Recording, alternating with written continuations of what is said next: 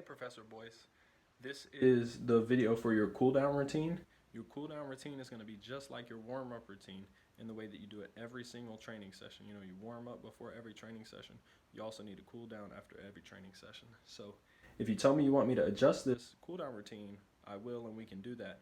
But otherwise, plan on doing this routine. Okay, so it starts with walking, not jogging or mall walking, just regular, even pace, slow walking on the treadmill. I want you to walk for about 3 to 5 minutes just to give yourself time to, your heart rate to lower and everything to come back to normal. After you do your walk, I want you to perform these stretches. The first stretch is a tricep stretch. And what you want to do in order to perform the tricep stretch is you're going to bend one of your arms at the elbow, and then you're going to grab your elbow while your arm is bent and pull it as far back as you can, and that will create a stretch in your tricep area in the back of your upper arm. So you want to apply pressure, a constant pressure to your elbow in the backwards direction to create the stretch. And then you're going to do that for each arm twice for anywhere from 15 to 30 seconds. So as you can see in the video, you just bend the arm at the elbow joint, and then you grab the elbow and apply pressure to it backwards. Remember, you only want to stretch to a point of slight discomfort, never past that. Never stretch towards pain, but also you do have to stretch to a little bit of discomfort or tension in order to achieve gains in flexibility. Remember that the bent arm, you're not flexing that bicep and you're not squeezing it closed. It's a passive close. In order to perform a shoulder stretch, you're going to extend whichever arm you want to stretch first, and then you're going to grab the arm while it's extended at the wrist or at the lower forearm, and then you're going to pull it across your body, pulling it to the far side of your body and extending it out in front of yourself just a little bit in sort of a diagonal angle. And then you repeat this stretch with each arm. And again, you're applying a constant pressure or pull.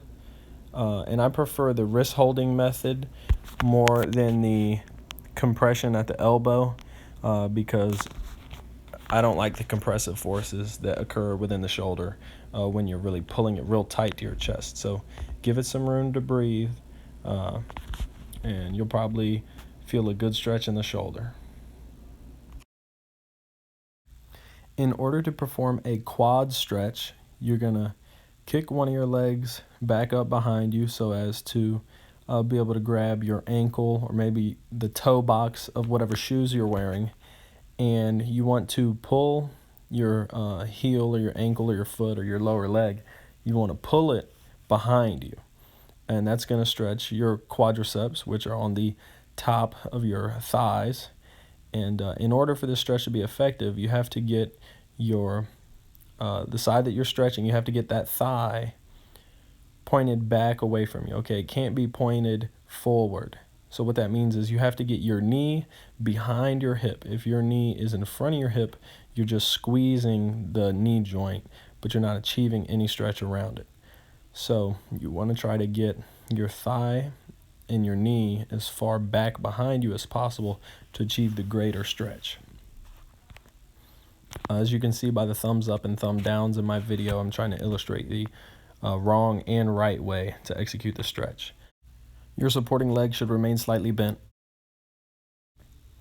In order to perform a sitting hamstring stretch, what you're going to do is extend one leg completely and point your toes to the sky.